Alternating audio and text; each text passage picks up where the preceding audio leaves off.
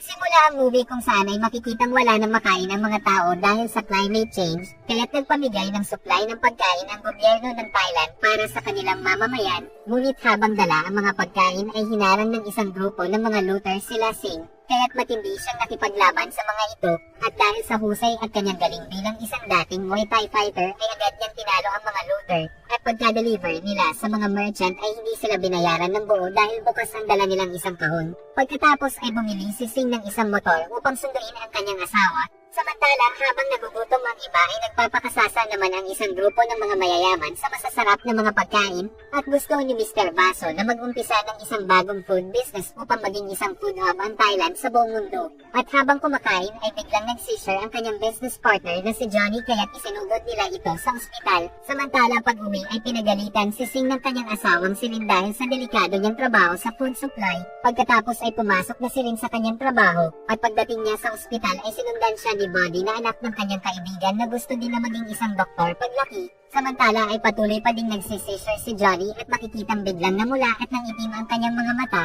at pagkatapos ay bigla niyang inatake ang isang nurse na nagbabantay sa kanya at pagkalabas ay inatake din niya ang lahat doon.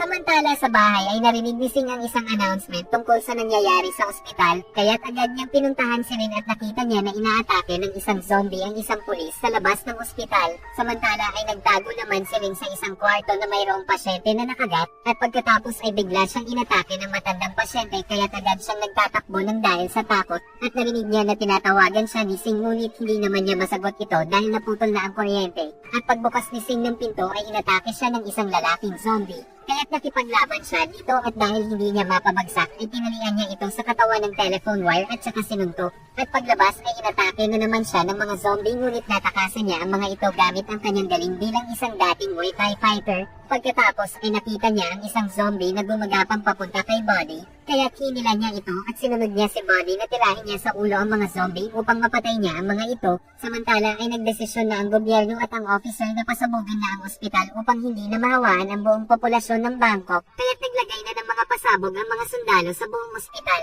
Pagkatapos ay nakita ni Singh na nakasulat sa board kung saang floor naka-duty si Rin at habang papunta sa floor kung nasaan si Rin ay hinabol naman sila ng mga zombie kaya't pumakyat sila sa isang scaffold upang makatakas. Ngunit nahila naman ng isang zombie ang paa ni Body, kaya't binagsakan ni Singh ng matulis na bakal ang mukha ng zombie at pagkatapos ay tinulungan niya si Body.